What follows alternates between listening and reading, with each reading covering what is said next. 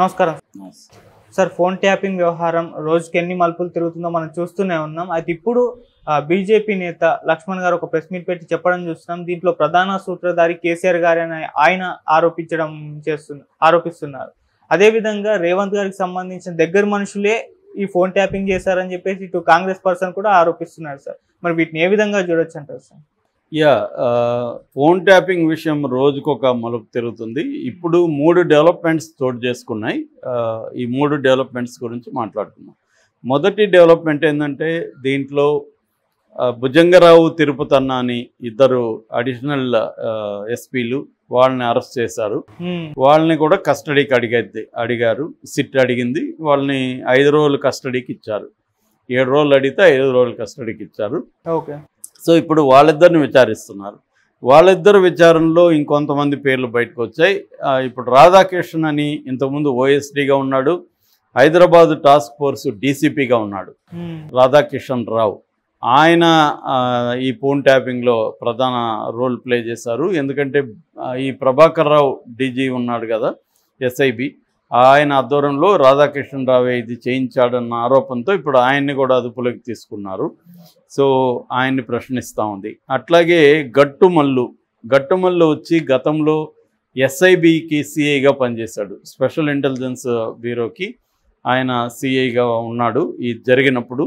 ఇప్పుడేమో ఆయన డిఎస్పిగా ఉన్నాడు. సో ఆయన్ని కూడా అదుపులోకి తీసుకొని ప్రశ్నిస్తున్నారు. ఇది ఒకవైపు. ఇక రెండవ వైపు చూసుకున్నప్పుడు బీజేపీ ఓబీసీ మోర్చా జాతీయ అధ్యక్షుడు లక్ష్మణ్ ఒక సంచలనమైన ఆరోపణ చేశాడు. అదేంటంటే ఇది క్లియర్గా పోలీస్ అధికారులు చేసిన ఫోన్ ట్యాపింగ్ కాదు, కేసీఆర్ చేసిన ఫోన్ ట్యాపింగే. కేసీఆర్ ఏంటంటే రాజకీయ ప్రత్యర్థుల్ని ఫోన్ ట్యాప్ చేసి వాళ్ళ విషయాల్ని కనుక్కొని తన ఎలక్షన్లో గెలవడానికి ఆ ఇన్ఫర్మేషన్ ఉపయోగించుకోవడానికి పన్నిన కుట్ర ఇది కేసీఆర్ని అరెస్ట్ చేయాలి. మన రేవంత్ రెడ్డి ఏమో లీక్ వీరుడే కానీ అతను గ్రీకు వీరుడు కాదు. లీకులు ఇస్తున్నాడు తప్ప ఎవరి మీద చర్యలు తీసుకునే పరిస్థితి కనిపించట్లేదు. అందుకని దీన్ని సిబిఐకి అప్పగించాలి అని బీజేపీ డిమాండ్ చేస్తుంది. ఓకే. ఇప్పుడు కానీ బీజేపీ డిమాండ్ ప్రకారం కానీ సిబిఐకి కానీ అప్పగిస్తే ఆల్రెడీ మోడీ ప్రభుత్వం కేసీఆర్ మీద గరంగా ఉంది కాబట్టి కేసీఆర్ని కూడా రేపు పొద్దున్న అదుపులోకి తీసుకునే సిబిఐ విచారణ మొదలైతే కేసీఆర్ని కూడా అరెస్ట్ చేసే అవకాశాలు లేకపోలేదు అన్న ఒక స్పెక్యులేషన్ బయలుదేరింది. అదే నిజమైతే మాత్రం కేసీఆర్ సీరియస్గానే ఇబ్బందులు పడే అవకాశం ఉంది. అంటే చాలామంది చెప్తున్నది కూడా ఏంటంటే పోలీస్ ఆఫీసర్లు కూడా ఇది మెల్లమెల్లగా కేసీఆర్కే చుట్టుకుంటుంది. ఎందుకంటే రేపు ప్రభాకర్ రావుని లుకౌట్ నోటీసులు జారీ చేశాడు. ఆయన అమెరికాలో ఉన్నాను, క్యాన్సర్ ట్రీట్మెంట్ అని చెప్తున్నాడు. సో ఇప్పుడు అక్కడ పోలీసులు ఇంటర్పోల్ అక్కడికి వెళ్ళి క్యాన్సర్ ట్రీట్మెంట్ నిజంగానే చేసుకుంటున్నాడా, ఈయన క్యాన్సర్ ట్రీట్మెంట్ అవసరమా అనేది పరిగణలోకి తీసుకొని ఒకవేళ క్యాన్సర్ ట్రీట్మెంట్ అవసరం లేదు ఆయన్ని తీసుకురావచ్చు ఇక్కడ అనేది కానీ అనుకుంటే ఆయన్ని ఇక్కడికి తీసుకొచ్చి సిట్కి అప్పగించే అవకాశం ఉంది. అప్పుడు సిట్ ఆయన్ని ప్రశ్నిస్తుంది. ఆయన ప్రశ్నించినప్పుడు ఆయన ఆల్రెడీ పోలీసులకు ఫోన్ చేసి ఏం చెప్పాడంటే, అరే భయ్ మీరు ఎలాగా ప్రభుత్వం చెప్తే చేస్తున్నారో మేము కూడా ప్రభుత్వం చెప్తే చేసామంటాడు. సో రేపొద్దున్న ప్రభాకర్ రావు ఏం చెప్తాడు, ప్రభుత్వం చెప్పిందే చేసామంటారు. ప్రభుత్వంలో ఎవరు చెప్పారా ఆయనకి? సిఎస్ చెప్పారా? సిఎస్ శాంతికుమారి చెప్పారా? లేకపోతే ఎవరైనా హోమ్ డిపార్ట్మెంట్ నుంచి సెక్రటరీ చెప్పారా? ఇవన్నీ ఆయన బయట పెట్టాల్సింది. లేదా ఎనీ రాజకీయ నాయకులు, మంత్రులు కానీ కేసీఆర్ కానీ చెప్పాడా అనేది ఆయన బయట పెట్టాల్సింది. ఎందుకంటే లేదంటే ఆయనకి అది చుట్టుకుంటుంది. సో అది బయట పెట్టినప్పుడు ఏమవుతుంది, ఫైనల్గా దీన్ని ఎవరు చెప్పుంటారు, ఎవరి డిసిషన్ ఇది? ఖచ్చితంగా రేవంత్ రెడ్డి లాంటి వాళ్ళ ఫోన్లు ట్యాప్ చేయాలంటే రాజకీయ నిర్ణయం తప్ప అధికారుల నిర్ణయం అయితే కాదు. హోమ్ సెక్రటరీలు వీళ్ళు ఎందుకు నిర్ణయాలు తీసుకుంటారు? కాబట్టి ఇది క్లియర్గా పొలిటికల్ నిర్ణయమే. కేసీఆర్ అయినా చెప్పుండాలి, కేటీఆర్ అయినా చెప్పుండాలి. కేసీఆర్ స్థాయిలోనే నిర్ణయం జరుగుతుంది, లేదంటే ఈ స్థాయి వెళ్ళరు. ఎందుకంటే ఎక్విప్మెంట్ కొనిందే అక్రమంగా కొన్నారు. ఒక సాఫ్ట్వేర్ కంపెనీ పేరు చెప్పి దాని ద్వారా ఇజ్రాయెల్ నుంచి ఎక్విప్మెంట్ తెప్పించారు. మామూలుగా అయితే హోంశాఖలో ఇంటర్నల్ సెక్యూరిటీ డిపార్ట్మెంట్ దగ్గర పర్మిషన్ తీసుకోవాలి. వాళ్ళు ఆ పర్మిషన్ తీసుకోలేదు.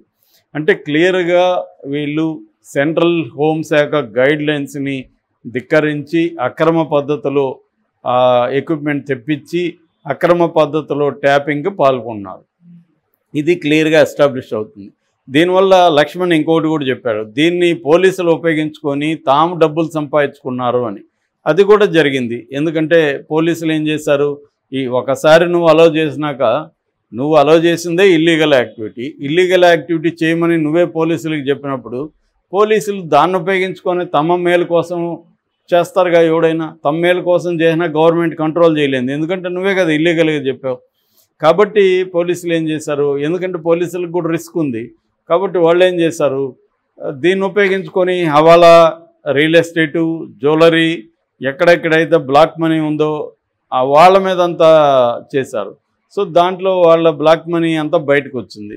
పాజిబుల్గా అయితే పాజిబుల్ ఏది, ఎందుకంటే నయం కూడా ఇదే పద్ధతిలో చేశాడు. నేను నయం మీద రీసెర్చ్ చేసినప్పుడు కూడా ఇట్లాంటి విషయాలే బయటకు వచ్చాయి. అప్పుడు కూడా నక్సలైట్ని పట్టుకోవాలనే పేరుతో పోలీసులకు విచ్చలవిడ అధికారాలు ఇవ్వడంతో, లేదా కొన్ని వేల కోట్లు అందరూ కలిసి డబ్బులు తినేశారు. చట్టాన్ని అతిక్రమించి పనిచేయమని నువ్వే చెప్తావు, వాళ్ళు దాన్ని ఉపయోగించుకొని వాళ్ళు, ఎందుకంటే వాళ్ళకు కూడా రిస్కే కదా. ఇప్పుడు వాళ్ళకేమి ఫోన్ ట్యాపింగ్ చేయాలని ఏమి లేదుగా రేవంత్ రెడ్డి మీద, పోలీసుల తప్పు ఏం లేదు కదా, వీళ్ళు చెప్తే చేశారు. కానీ పోలీసులు తప్పు ఎక్కడుంది, లీగల్గా వీళ్ళు చేయమన్నా కూడా లీగల్గా మీరు రిటర్న్ ఆదేశాలు ఇవ్వండి, లీగల్గా మేము చేయలేము అని అడగాలి వీళ్ళు.